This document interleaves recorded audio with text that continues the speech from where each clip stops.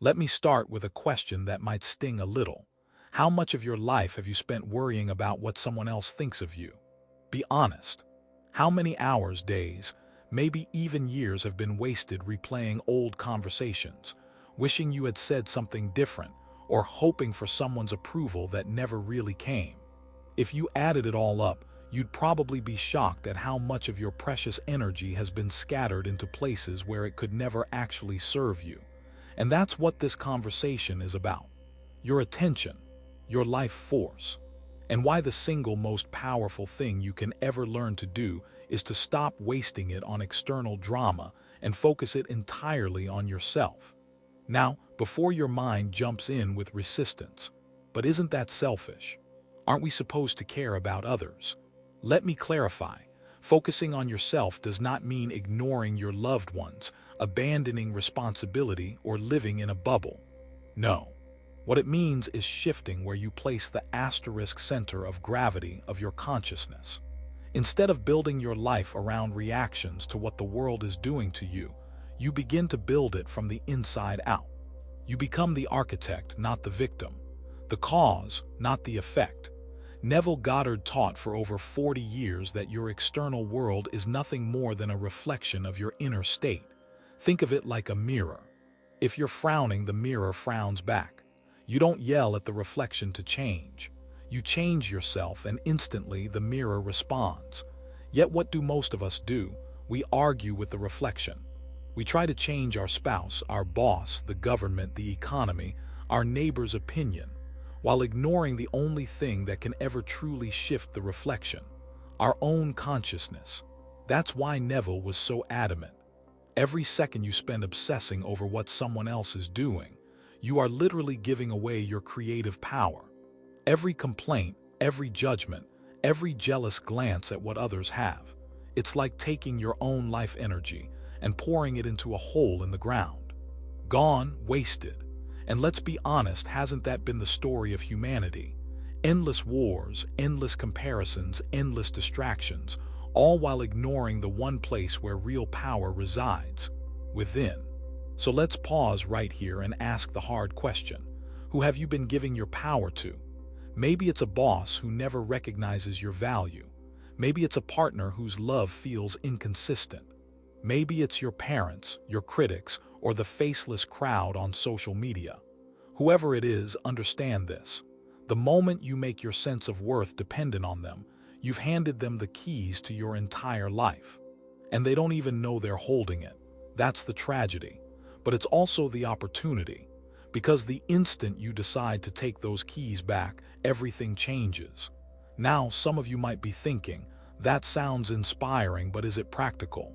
Can focusing on my inner world really change things out there? Let me share a story. A woman Neville called JRB had a vision for her dream home. Not just any home, but something very specific. An English-style house, separate living rooms, a library, wood paneling, a fireplace, space for dogs, complete seclusion. Every real estate agent told her she was crazy, impossible, out of budget, didn't exist. But she didn't waste time arguing with them. She didn't let their disbelief dictate her vision. Instead, she focused on her imagination. Each night she would fall asleep picturing herself in that home, feeling the balcony rail under her hands, hearing her husband's voice saying, "Honey, how do you like our new house?" And within weeks, against every bit of external evidence, the exact house materialized on the exact terms she desired. Why? Because she didn't scatter her energy on the impossible. She focused on herself, on her inner world. And reality had no choice but to conform. That's the law. Attention creates reality, not in a vague, abstract sense, but in the most literal way. Where your attention goes, your life follows. It's as simple and as terrifying as that. Most people treat their attention like it's nothing, scrolling endlessly, reacting to gossip, stressing about the news. Imagine treating money that way. Imagine withdrawing your paycheck and throwing the bills in the air as you walk down the street. Ridiculous, right? Yet that's exactly what people do with their attention every day. They scatter it, and then they wonder why nothing changes. But here's the good news. Just as scattered water becomes a mist, but focused water becomes a stream that can carve through rock, your attention, when gathered and directed, becomes unstoppable. It can literally reshape your world. The question is, will you learn to direct it? Let me give you another powerful example. A woman returned from a trip to find her apartment empty, furniture gone. Her maid had vanished and the police couldn't track her down. Detectives found nothing. It looked hopeless. But instead of drowning in frustration and chasing every external lead, she remembered this principle. She closed her eyes, imagined herself sitting in her favorite chair, surrounded by her belongings, staring at her piano covered with family photos. She felt it so vividly it became real inside her. And within days, circumstances shifted. She accidentally walked toward her apartment one morning and came face to face with her maid and her belongings. Why? Because she stopped fighting the reflection and instead changed the source. She focused inward and the outer world rearranged. You see, focusing on yourself is not running away from life, it's taking command of it. It's reclaiming the only steering wheel that ever existed. But here's the catch. To do this, a part of you has to die. The part of you addicted to validation, addicted to comparison, addicted to drama.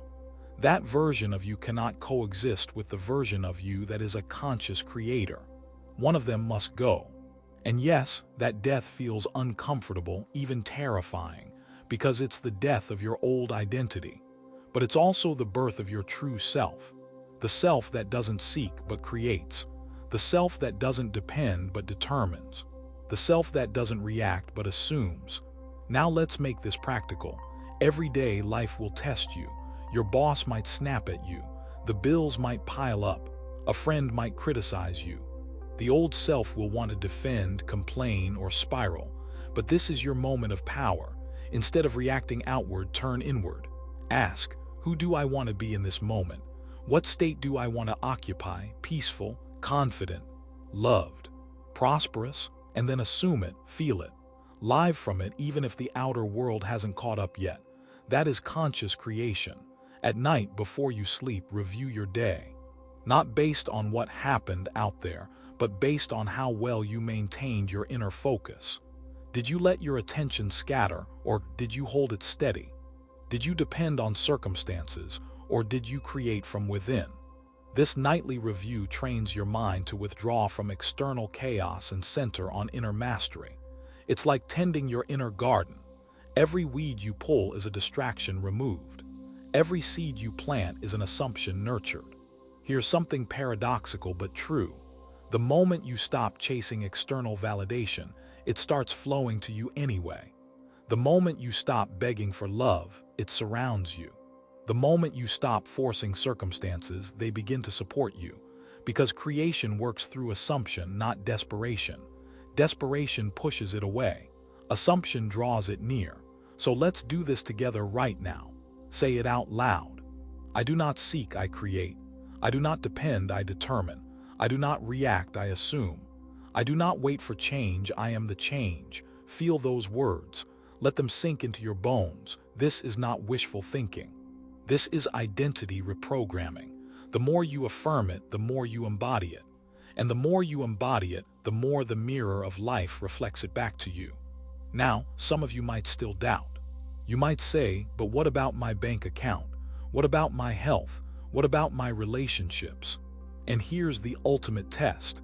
Can you feel prosperous when your bank account says otherwise? Can you feel healthy when your body still shows symptoms? Can you feel loved when others criticize you? If you can, you've cracked the code. Because you're no longer making your inner state dependent on the outer world. You've reversed the order. You've made the outer world dependent on your inner state. And when you do that consistently, the world must follow. This is not theory, it's law. Life has no choice but to conform to the consciousness that animates it. And that consciousness is you. The tragedy is that most people never discover this because it's easier to blame the world than to take responsibility for their power. But responsibility is freedom. Responsibility is the key. Because the moment you accept it fully, you realize there is no one to change but self. And when you change self, the whole world changes with you. So I'll leave you with this. Stop wasting your precious life energy on gossip, comparison, complaints, and fear. Withdraw your attention from the external circus and invest it in the only place that matters, your inner world. Because you are not here to be a victim of circumstances. You are here to be the creator of circumstances. You are not here to wait for life to change. You are here to be the change itself. And the sooner you claim that truth, the sooner you step into the life you were always meant to live.